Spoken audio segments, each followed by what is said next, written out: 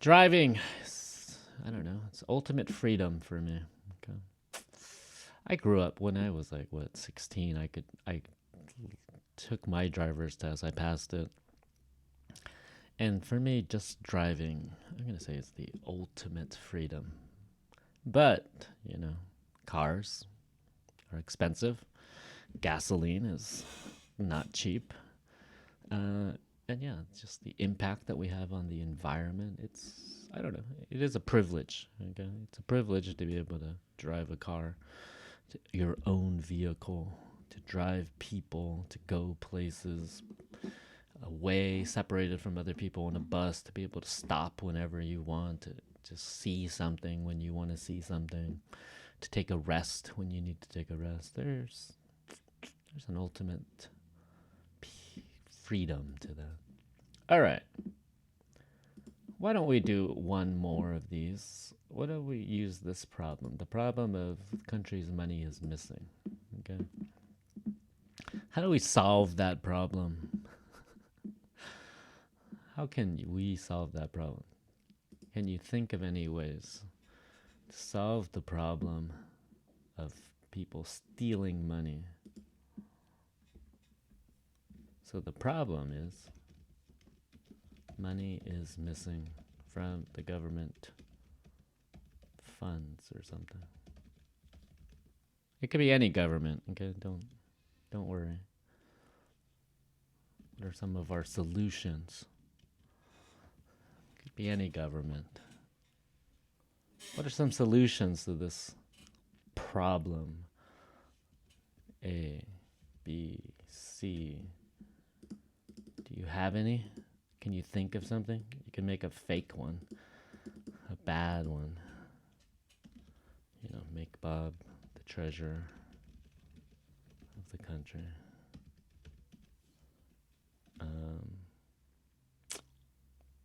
I don't know. I would say separate the treasury. That's what we call it. The treasure, right? Treasure's money, but we call it the treasury for like where the money is kept. Separate the treasury from the executive. Executive is like the president, executive branch.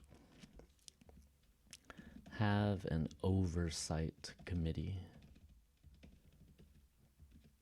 An independent oversight is to like look over something, right? Have an independent oversight committee.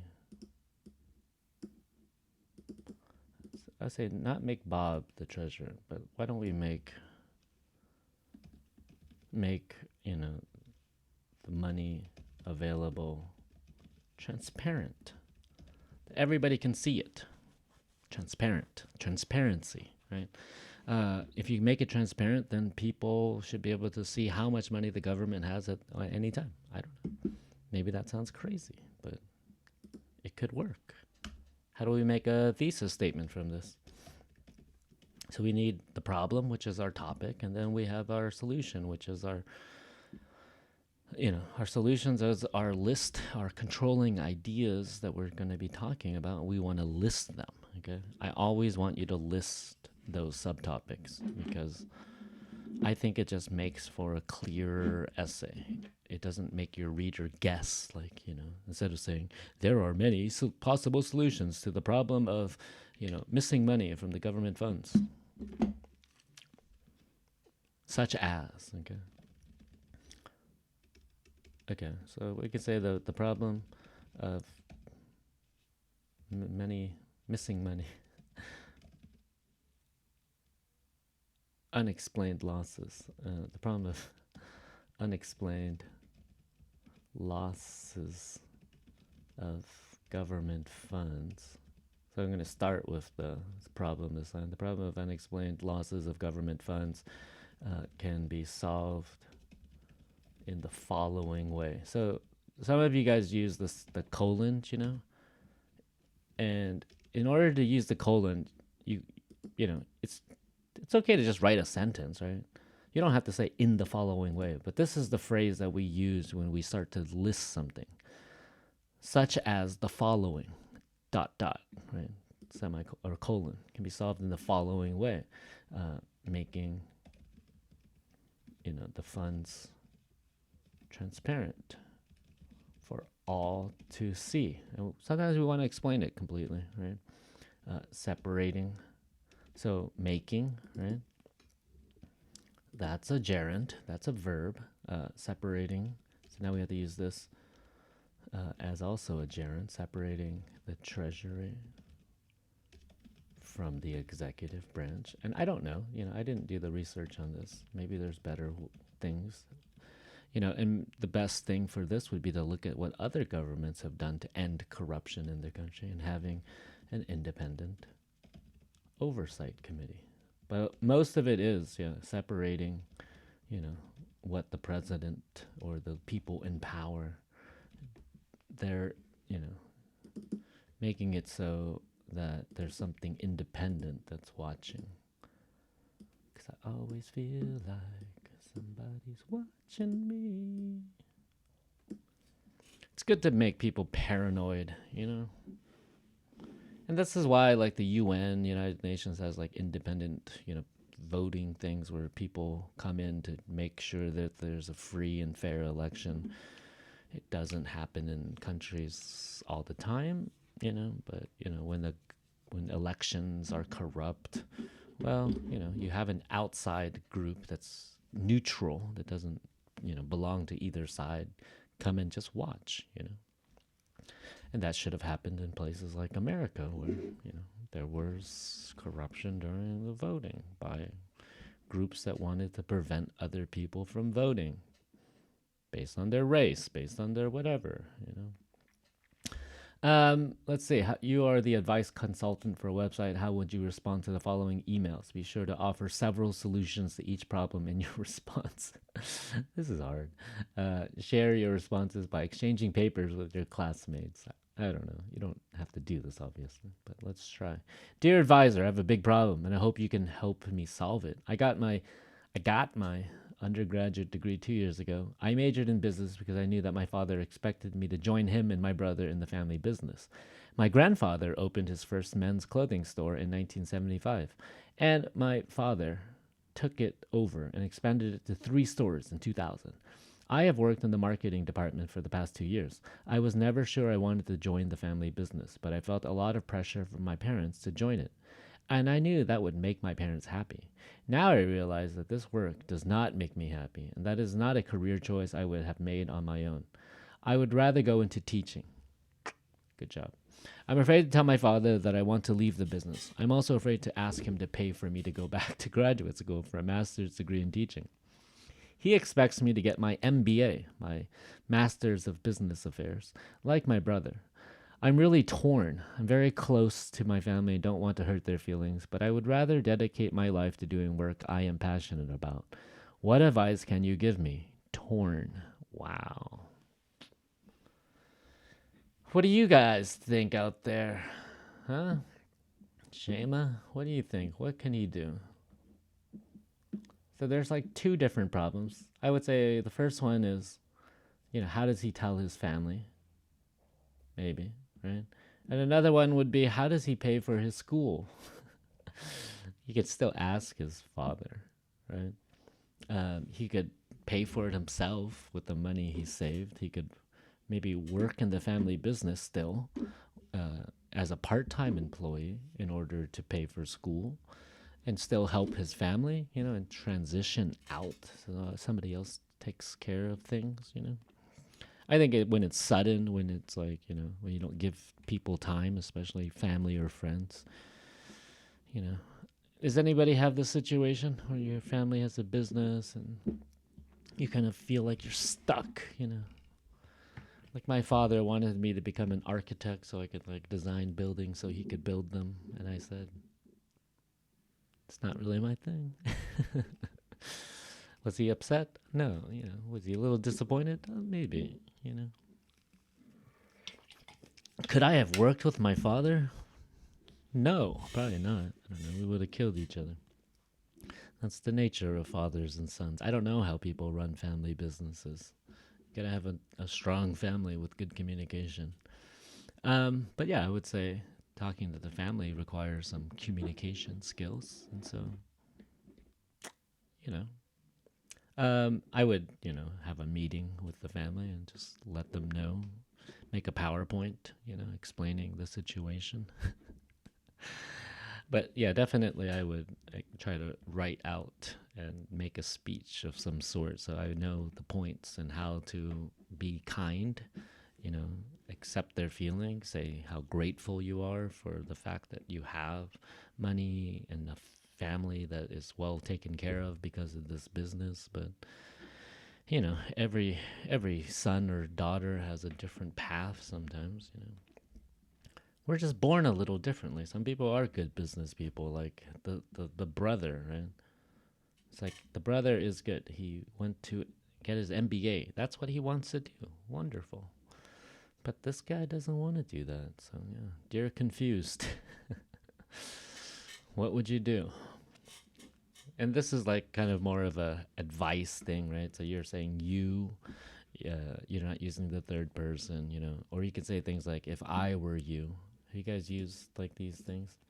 You're confused. Sounds like a difficult situation. Family businesses can be tough, especially working with your family members. My advice would be to prepare a speech to tell your family during a meeting. I don't know. You don't have to read from it or be formal, but you should, be show gratitude and respect to your family and be aware that they may initially be upset with your decisions. Perhaps you could talk to your brother first, right? So talk to one person first. I don't know. If I were you, I don't know if you've ever used this. If I were you, that's like putting yourself in somebody else's shoe so that, you're not saying you should do this, you should do this. If I were you, I would think about ways that you can pursue your teaching job without as much support from your family, just in case. And everything in advice, I always think you should not be like, you should, right? But it's more like you could possibly, if possible, make an agreement to work part-time to help transition out of your role in the marketing department.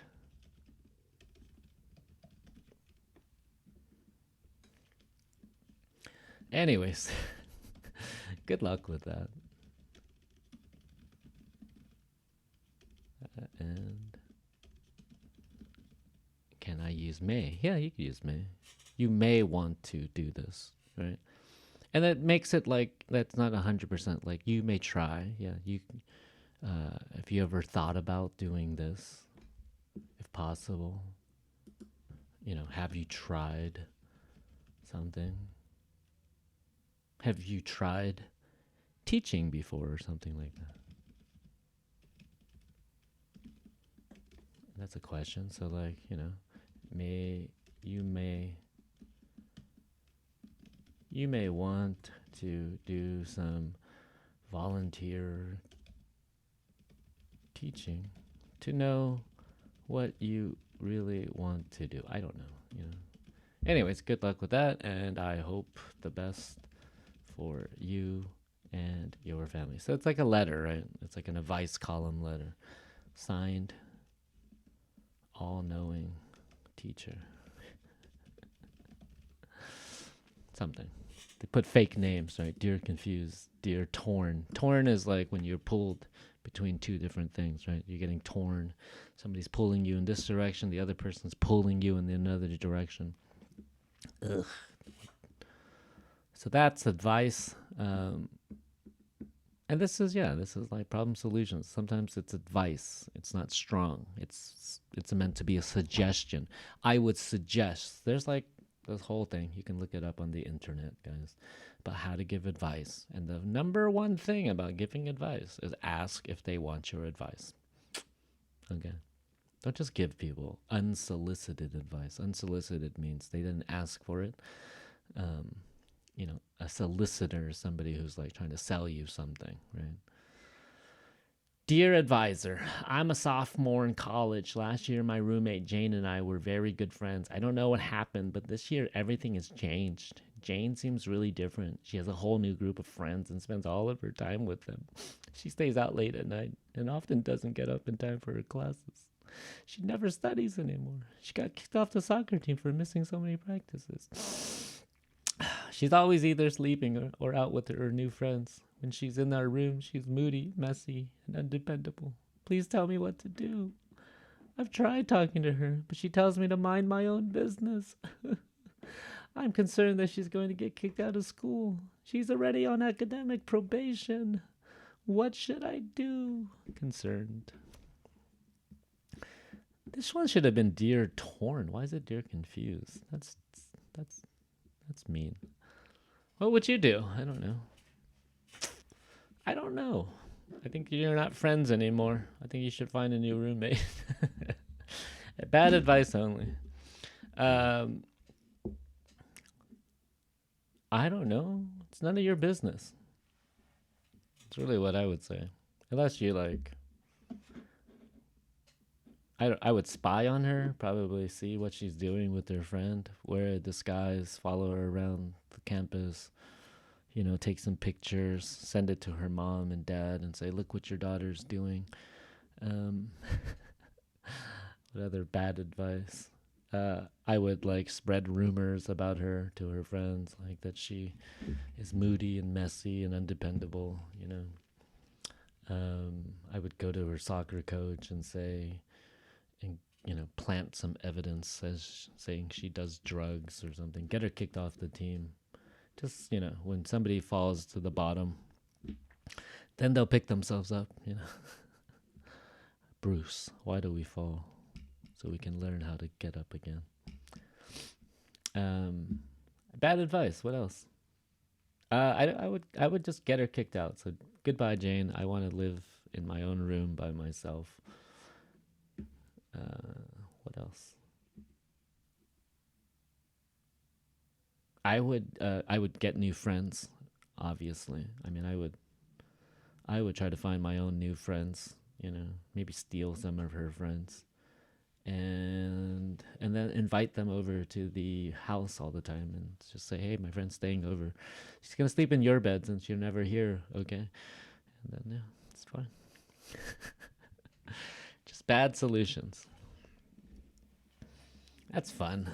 I love that. Bad solutions. What do you think? Any other bad solutions for concerned about her friend Jane? This is funny. She calls herself concerned, but she names her roommate. So she's like outing her. She's like, and then somebody looks up who Jane is, and they're like, oh, that Jane. Interesting. So yeah, not a good friend, not a good roommate. Moody. She's messy. Yeah, I don't want a messy roommate. Mind your own business. Okay, so that's the thing. If somebody says mind your own business, well, either they're not ready. Mind your own business. Mind my own business. Okay, she's not ready to confront her issues. Just never talk to her again. I think that's, you know, it makes your life uncomfortable So it's better to just be angry with her and yell at her, and get her to never come back. She already has friends, right? She can stay with.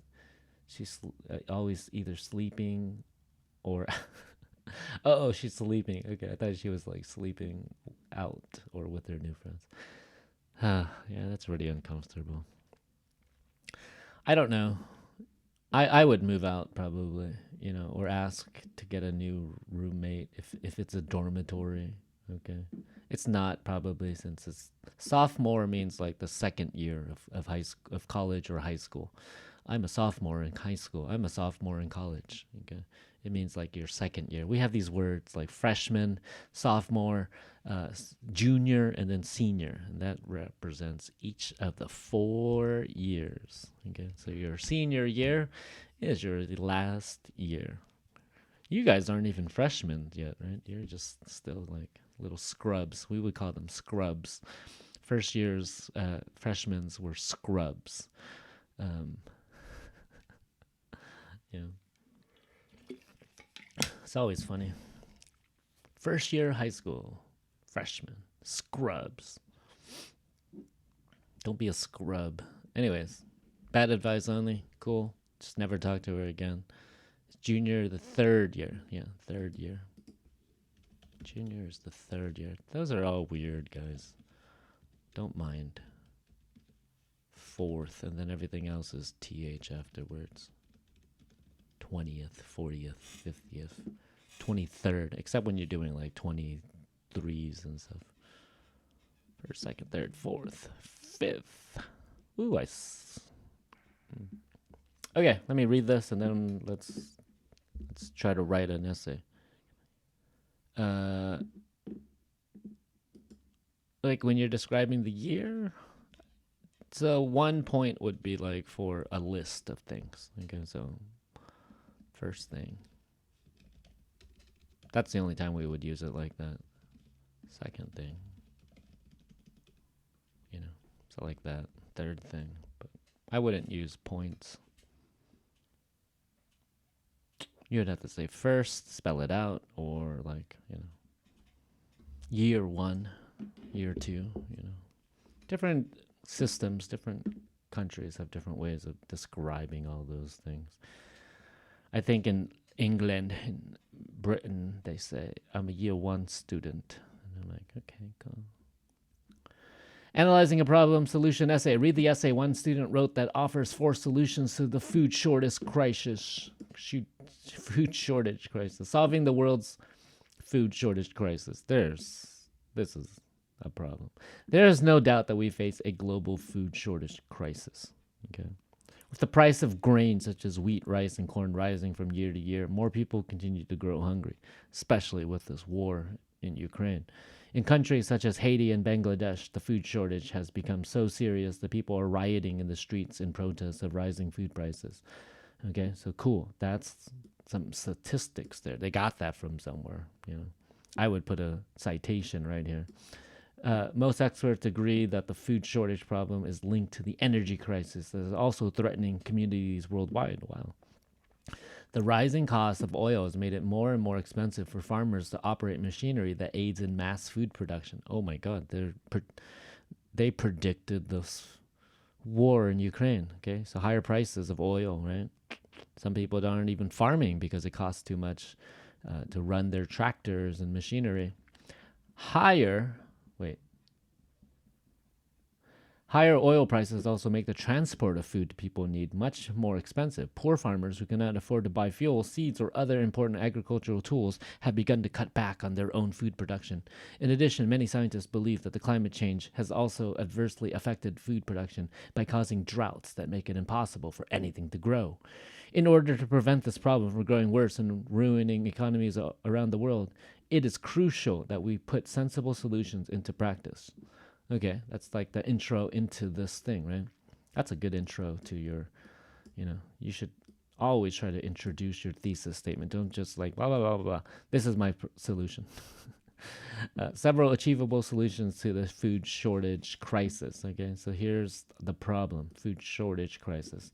Now we're talking about the solutions. Okay, are ending financial aid for biofuel.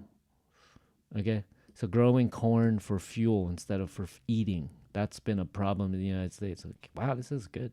Introducing new farming techniques, right? Better, more efficient. Protecting farmland from bad weather and eating less meat. Okay, well, it's like getting political. And I would say protecting farmland from bad weather includes like growing different crops, right? Not just leaving the field empty, which leads to more climate change when you have to leave the field fallow to let the nutrients go back. There's better ways of doing it, especially growing legumes like beans in the ground. Beans, for some reason, bring back lots of nutrients into the soil. And soil, I'm going to tell you guys, it's probably one of the most important reasons and factors for climate change. Okay. And we have to protect our soil.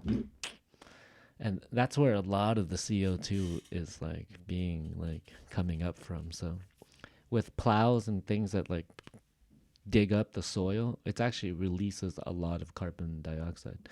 You can see this in like different statistics. Apparently in May and June is when more carbon dioxide's in the air because that's when people are farming and messing up all the soil and moving it around so much, tilling the soil, as it's called, tilling. According to experts, one solution is to eliminate government policies that encourage the development of ethanol and other biofuels. Sorry, let's go back to this. This is their thesis statement, right? Thesis statement. According to experts, okay, and the first thing they're going to talk about is this: financial aid for biofuel. The second thing is new farming techniques. 3 is protecting the land, and then eating less meat. Okay, so we know the order. We're not going to be surprised by it. Good thesis statement. This is a good introduction, to be honest. You know, I would put some citation to just tell you where I got this information from. But sometimes introductions are actually like an entire page. You know, you can write an introduction like that really explains each of these things if you have to for like a school assignment, a thesis statement, like a writing project. According to experts, one solution is to eliminate government policies that encourage the development of ethanol and other biofuels. Okay.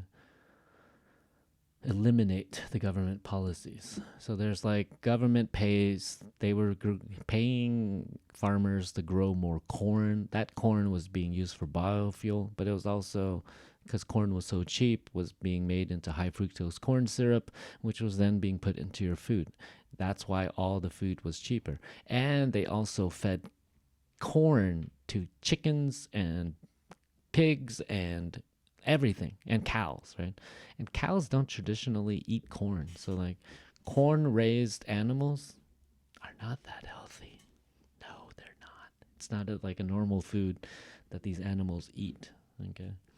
In order to reduce the risk of global warming, both the United States and Europe are exploring alternative energy sources. One of the main sources has been discovered and widely used is ethanol. However, because ethanol is made from corn, it has directly affected the food shortage by taking away corn that could be used as food for humans and animals. Not just corn, though, right? Because they're going to make more money by growing corn. They stop growing other things, you know, other crops, other like plants that are like healthy for people.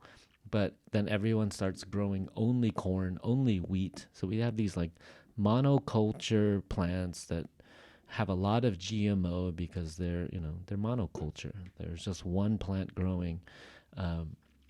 And that creates it creates a pandemic basically for plants. This is why there's like so many problems with anything where you put too many things of the same thing together. You start to develop these new diseases because diseases can start jumping between these plants, right? It's just like humans. Put too many people in one place, well, something's going to happen. Humans and animals. It's critical that the government end policies that give farmers financial breaks. Okay, these are what we called subsidies. Remember from the food one? Subsidy. A subsidy is when the government helps like farmers or something else to make them grow something so that there's more of it.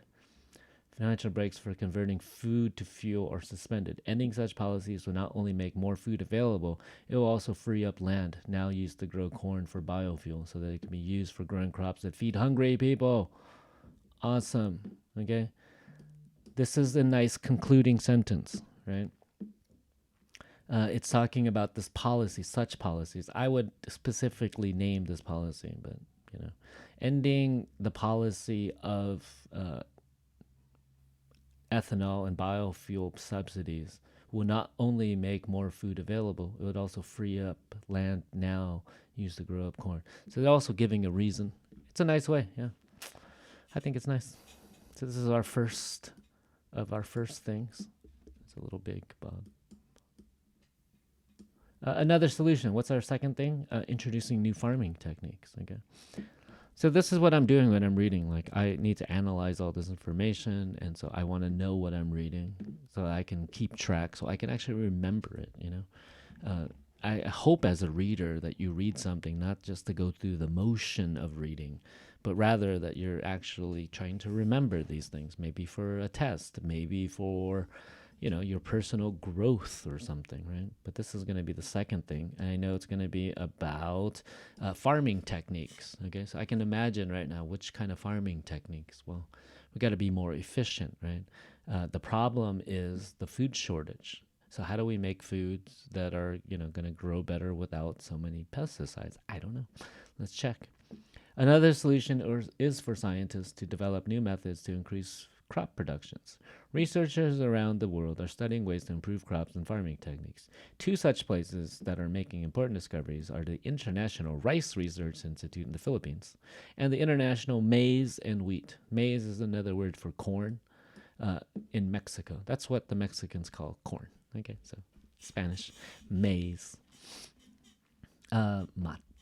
Scientists there are growing staple crops such as wheat, rice, maize, and soy that are more resistant to pests and weeds. Okay.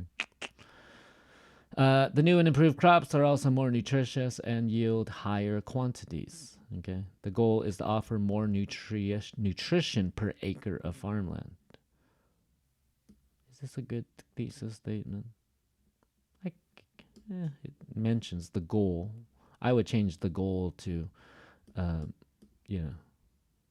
by developing better methods to increase crop production, we can offer more nutrition per acre of farmland. My thing is about using keywords. Use keywords, okay? And the keywords are anything about, new farming techniques or methods to increase crop production. I know some of you, I said, hey, use the same words for this and this, and I still agree with that. But if you can get it similar, right? It's kind of similar.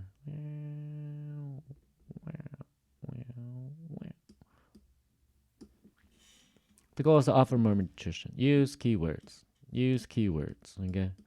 You don't want to confuse your people, guys. Just make it simple.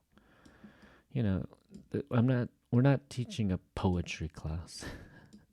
I'm teaching a nonfiction academic writing class. You get to do poetry and other things in the class, if you do. We should write a poem. Okay, number 3. What is number 3? It's going to be talking about protecting farmland from bad weather. Okay. In addition to increasing crop production, helping farmers protect their land against bad weather conditions is another possible solution to the global food shortage crisis. Unprepared farmers and unpredictable weather are a recipe for disaster. For example, droughts in Australia, the world's second largest wheat producer, I didn't know that, have left hundreds of farms unproductive and even more people without food. A farm pond is one preventative method scientists have developed to combine the threats of drought. By creating a small pond on farming land, a farmer can easily collect rainwater to use for emergency irrigation during a drought. This simple solution is a great way to increase farm productivity in areas of the world most affected by troubling weather conditions. Oh, that's a hard one. I don't know. I mean, what? We use greenhouses. They have indoor hydroponic food farms, and they also have vertical farms. They're trying to build farms in these tubes, where things grow. And hydroponic means that you don't use soil, that you just plant it in water, but you give it like a nutrition bath, like the same minerals and like nutrition that was in the soil.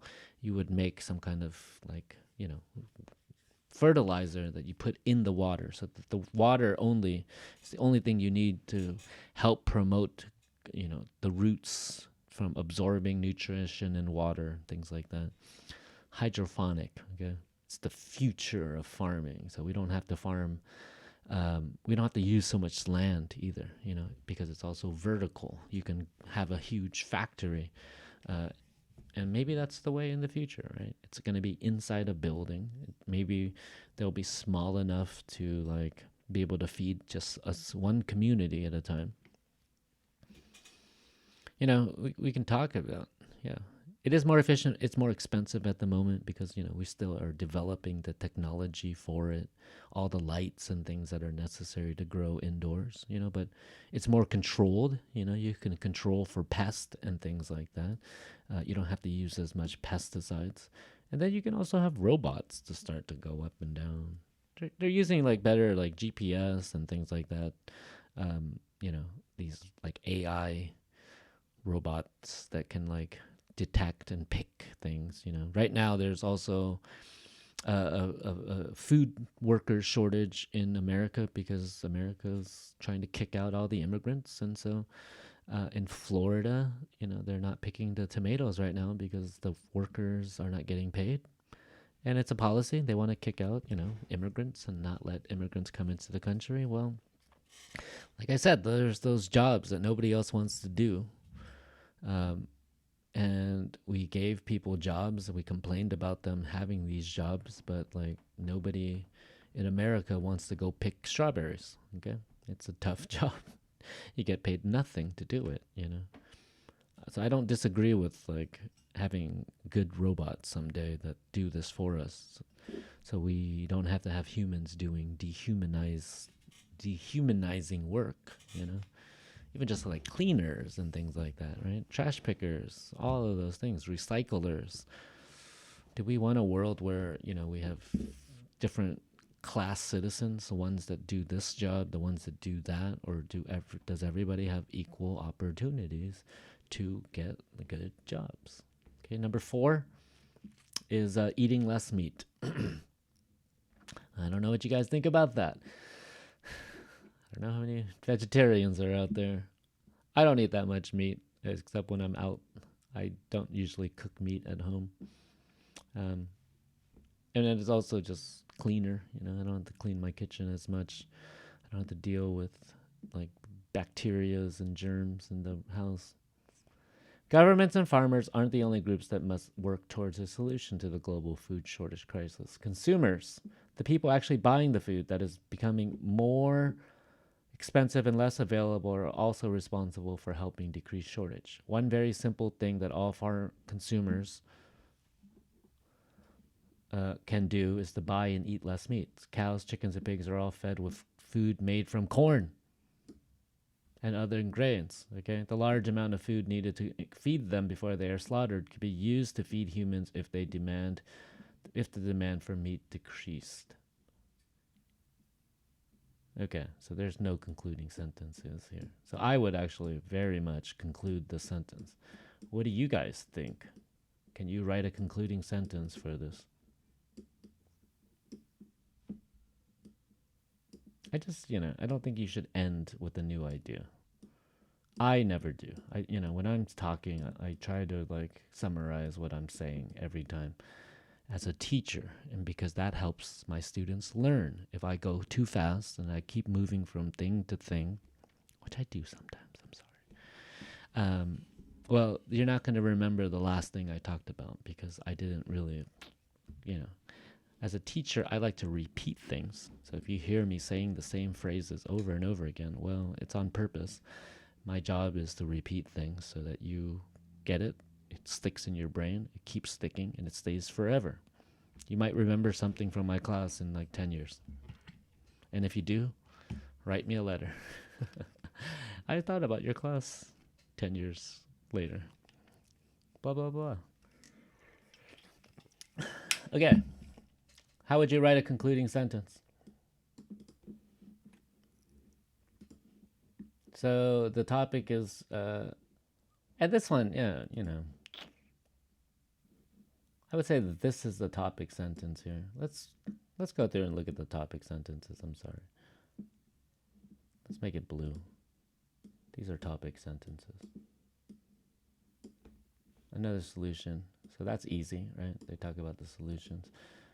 Is to increase food production in addition to increasing helping farmers protect.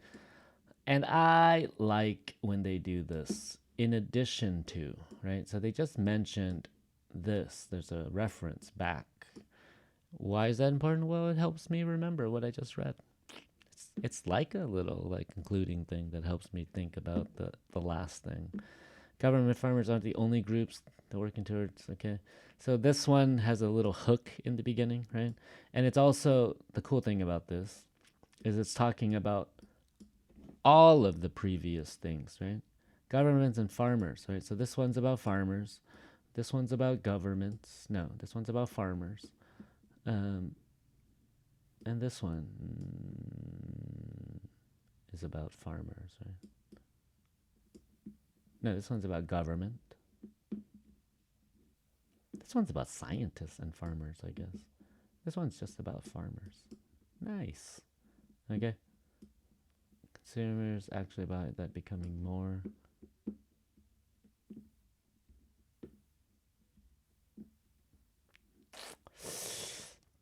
Actually, this is the thesis statement.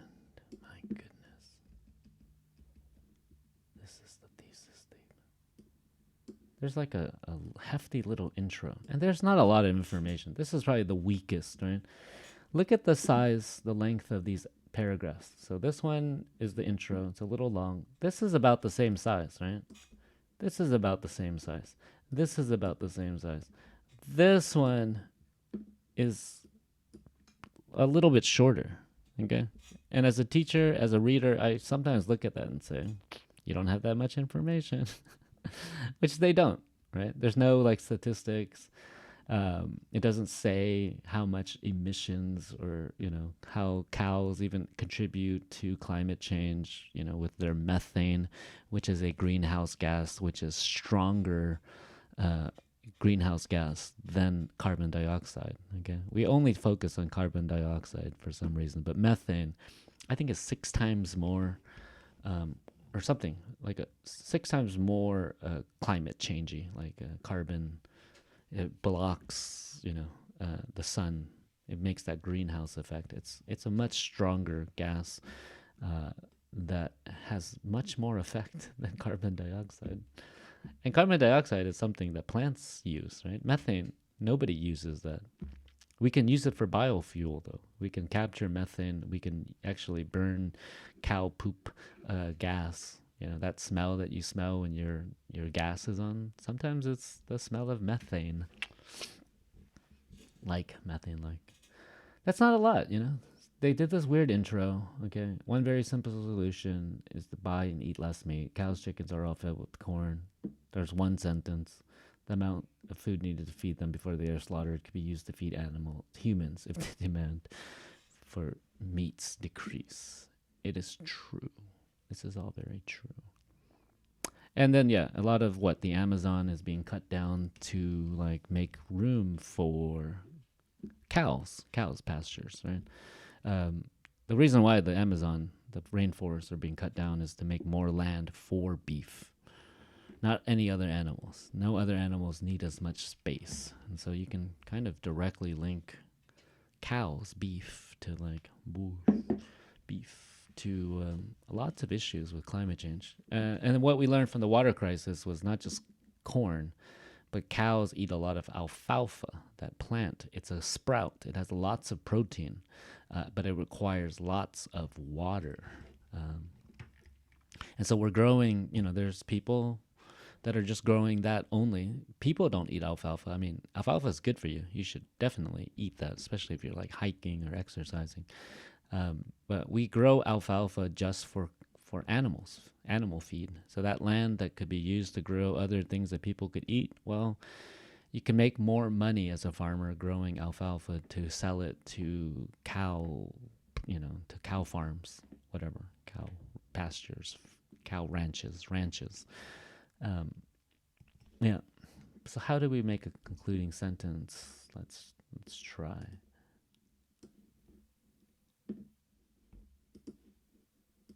I don't know. So I might bring back the consumers. Consumers have the ability to help. So go back to the problem, right? To help reduce the food shortage crisis by reducing their consumption, not our, okay? Their consumption is another word for eating, consumption of meat, right? And I would just stick that right there. And that would be our little itty bitty concluding sentence. What do you think? This, I think, makes it come back to the point. We can say finally, consumers have the ability. In the end, consumers have the ability to help reduce the food shortage crisis as well. So, in addition to, right, as well, by reducing their consumption of meat. I would put that thing in the end or something like that to make it feel like a real concluding thing, because this is the last sentence before the conclusion. In the end, it doesn't really matter. In the end, I try to... Never mind. In the end, consumers have the ability to help reduce the food shortage crisis as well by reducing their consumption of meat, right? There. It's not a good paragraph. I would definitely say, if it were me giving you feedback, add some more information. You wouldn't listen to me, but... Was there no doubt that the global food shortage problem needs to be dealt with immediately? The only way to prevent further worldwide hunger and malnutrition is for everyone to work together to implement solutions to the problem. There are many things that governments and farmers and consumers can do to help fight the growing food shortage. Introducing new farming techniques. See, I would put it in the right order. Ending biofuel aid, that should go first. Protecting farmlands and eating less meat are a few possible solutions. There is never an excuse for people to go hungry. Hopefully, a growing awareness of the problem will be the first step to finding ways to resolve it. Okay, awesome. So, here they go and they summarize, or actually they rephrase the thesis statement, right?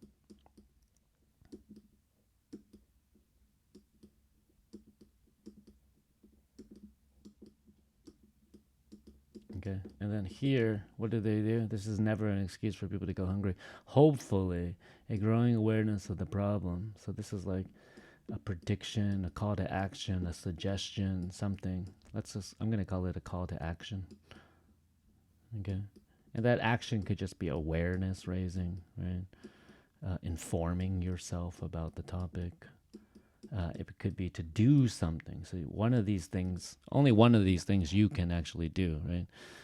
You cannot change the government yet, unless you vote. You guys vote. I feel like young people aren't voting anymore. I don't know. What was the percentage of people that voted in this last election on Sunday? Does anybody know? The percentage of the Turkish population? In America, we only vote at like 25% or 30%. Why? Our elections are on Tuesday when most people are working. You have to get time off of work in order to vote. So it's a privilege. They made it this way, that poor people have a much more difficult time of voting. There is no holiday in America to vote. Some, nice companies will give their workers time off during the day to go vote. But if you work at like a fast food place, no, they're not going to let you do that. All right, so we underlined the thesis statement. No, we didn't. Let's do that now. Several achievable solutions. Okay. And these are kind of easy, I think. For me, this is like, it's not bad. Like, all we're saying is some of the solutions to this problem are blah, blah, blah, and blah, right? Several ways to solve this issue of, whatever the problem is, are blah, blah, blah. You know, some possible solutions to the problem are the following: colon, blah, blah, blah, blah, blah. All right. And I think that's enough. It's enough about that. But before we go, I'm going to just reintroduce that assignment that I talked about on Tuesday. Okay, so in your introduction, describe the problem. Okay. This is like that cause and effect thing where I think the cause should be talked about in the introduction, and then you talk about the effects if that's how you're going to write it. And then the opposite, if you're talking about the causes, then you introduce what the problem or the is, and then you talk about the causes, and then you talk about the effects slightly, right? First, you're going to describe the problem, state why it is serious, write a thesis statement, and identify several possible solutions. Check. Each body paragraph, discuss one solution in each supporting paragraph. Don't talk about the problem anymore. I mean, you can reintroduce the problem, but because you did a good job here, all you have to do is talk about the key word, right? And whatever it is, the food shortage crisis, the world, what the heck do they call it? What's the title? Solving the world's food shortage crisis. That's a long, okay. Discuss one solution, provide details, explain each. So details include statistics, quotations, citations, evidence, right? Right. If you think one of your solutions is the best, save it for the last body paragraph. Did they make that the best one? I mean, the last one is about eating less meat. That's the most important for the people reading it because, we can't change what farmers do. We can't help scientists to make better farming techniques unless that's what you're studying in food sciences. Come on, save the world, guys. And we can't, always change the government. We're supposed to be able to, but... Right. So last body paragraph. So I always agree with this. Like, make your last body paragraph, the strongest. Okay, because it's leaving your audience with this like, ooh. A lot of you guys write really good first body paragraphs because you start strong and then you kind of like end like, I don't know. There's not a lot in that second body paragraph, and I can feel it. I can feel the difference when I'm reading. How much evidence and support you give in the first body paragraph, and the second one's kind of like, eh. So you know what I would do? Switch the order, change your thesis statement. Nobody will know. Nobody will know. Don't ever know. How will they know? That's a meme. Sorry. Summarize the solutions. Rephrase your thesis statement. Okay. Draw a conclusion or make a prediction. This is the same for all essays, right?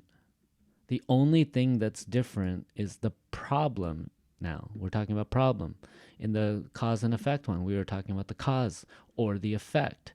In the logical division, we were talking about the types of this thing. Okay?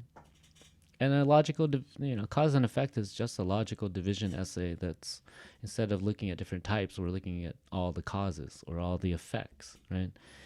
This is also the same. We're categorizing things by the solutions now. We have a problem.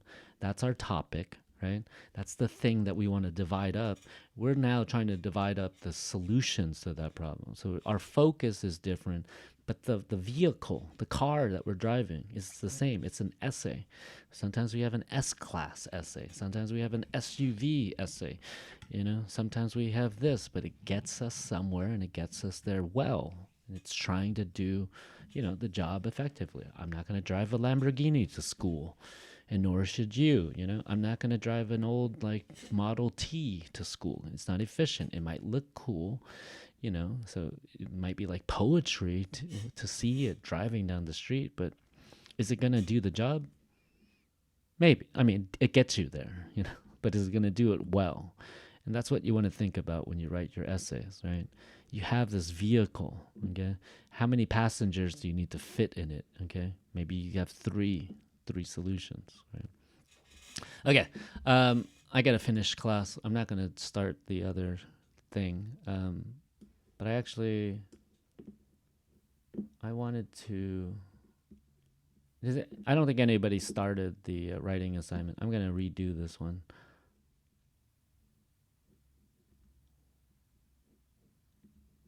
Yeah, I'm gonna delete this. So if anybody started it, I'll leave it. Let me just rename it to old or something like that. I'm gonna restart this because I gotta help you guys. I don't think you guys like blank. I'm just gonna put X. Don't do. I don't want to delete it because if somebody started, don't do this one, and I'll delete it later. I'm gonna restart this because I want you guys to practice writing. I haven't posted this yet because most of you still can't, do these things properly. Let's put your number in so you get used to the number. I always forget. Date, title, problem solutions.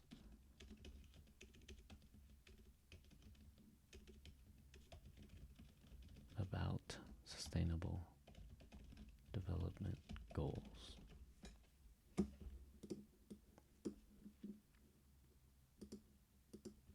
And I was gonna practice one, but my time is running out. I don't want to miss my flight again. So, all right. So here's your instructions.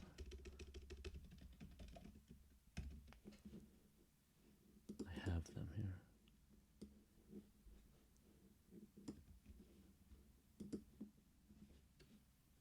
I'm gonna paste it so it looks all the same.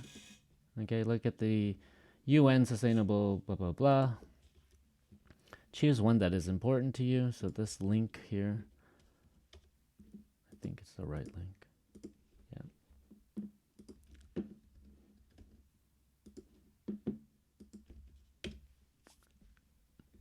And all I want you to do,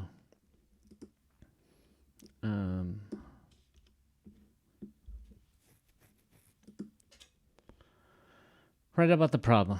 No. Okay. I'll make it easy. So just fill this out. Let me do this. What is the problem? The SDG. Okay, so write it there. I don't know. Find some solutions. So here we go. My number one thing, education, equality, right? You can find some information here to talk about, okay? Goals for the target. Ensure all girls and boys complete free, equitable, and quality primary by 2030. These are the goals that they want to be able to do to fulfill, to finish this. These are some facts and statistics. Okay, so here's the problem. Give me some facts and statistics from this thing. You can just list like 1, 2, or 3. Okay, so choose your problem. Don't write a thesis. Oh, yeah. Facts and statistics. Okay. Problem, the facts and statistics. Okay, and then give me some solutions. And find those solutions somewhere, right? So how do we find solutions for quality education? Why don't you search? Let's go UN Sustainable Goals, Development Goals. Development Goals. Solutions to quality education. All those keywords, right? Dang it.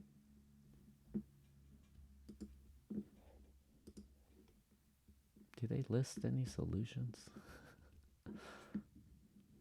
Why don't you just put solutions to unequal education, or education inequality? There we go. There's a bunch of things.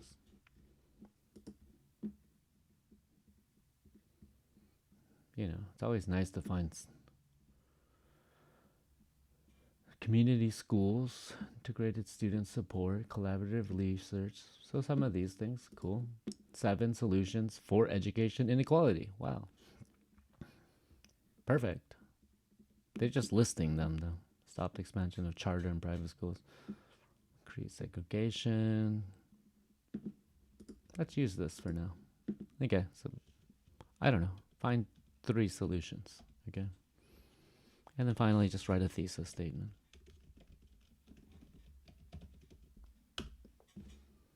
And then use the scribber. What's your reference, guys?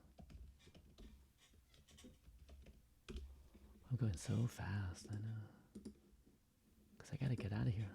I gotta eat. I gotta run. Eat and run. Get that reference. Okay. Throw it in the scribber. This one is your reference. Okay. Boom. I'm gonna paste it in there. And then give me the citation as well. Because you guys need to practice this. So you can't get it from here. That's paraphrase. You're gonna click on this. Parenthetical. Giving Compass.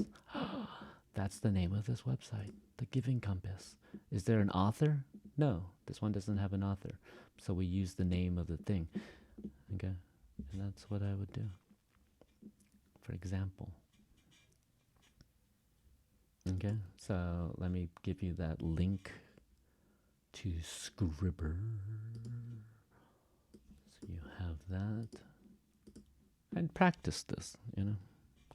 And, you know, maybe what you want to write about for the problem is the problem that you think is the one that maybe Turkey's the most, you know, the biggest problem in Turkey. Out of all of these issues here, you know, gender equality, you know, reduced inequalities for everybody, clean, affordable energy, okay, that's something that's a huge news thing with the Black Sea and discovery of natural gas, to the nuclear plant in Mersin that's built by the Russians. You know? That's it. Write out the problem. No. Okay, so just what is important to you? Fill out the form. Okay. So what is the problem that you chose? What is the SDG number, I guess? You can write it out. What is the problem?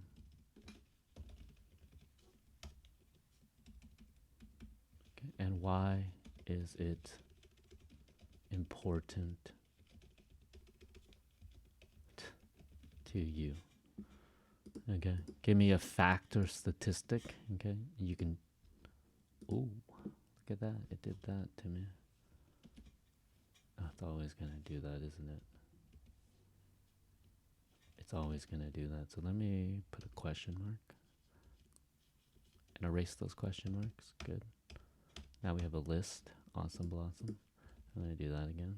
And do that again. And then we'll make a list. So it automatically adds those things. Write a thesis statement. Okay. We just practiced this today. You don't have to write an essay, you know, but I want you to find some information somewhere. Give me the statistics. Give me the references. Give me the citation. Okay. Because I want to know that you can do this, and I want to know that you can do this well. And if you practice this, you're going to be really good for the next assignment. If you're already good at this, then it's just going to get better and easier for you. Okay. Fill out the form below with information from the website above and your own research about solutions. Then what? Press turn it in. Turn in by next week. And every time you guys practice something, you get feedback. And every time you get feedback, you get an answer and you get better, right? And if you don't do these things, well, what else are you doing in life?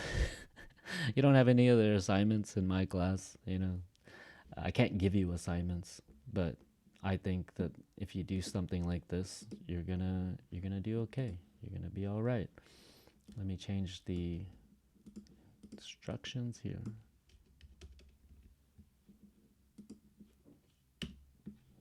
Fill out the form. Problem solutions in the world. Problem solutions. Let's call it SDG. Let's call it week 12. Let's call it writing week 12 SDG problems. Problem solutions. Okay? Boom. I'm going to press the button. Do it by next week. Before this class. There's the link.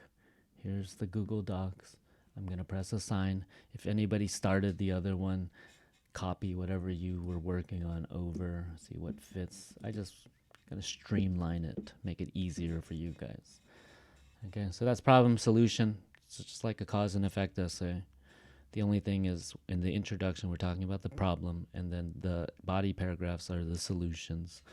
And then, because it's problem solution, your conclusion is going to end with some kind of advice, suggestion, prediction, call to action, make people do things.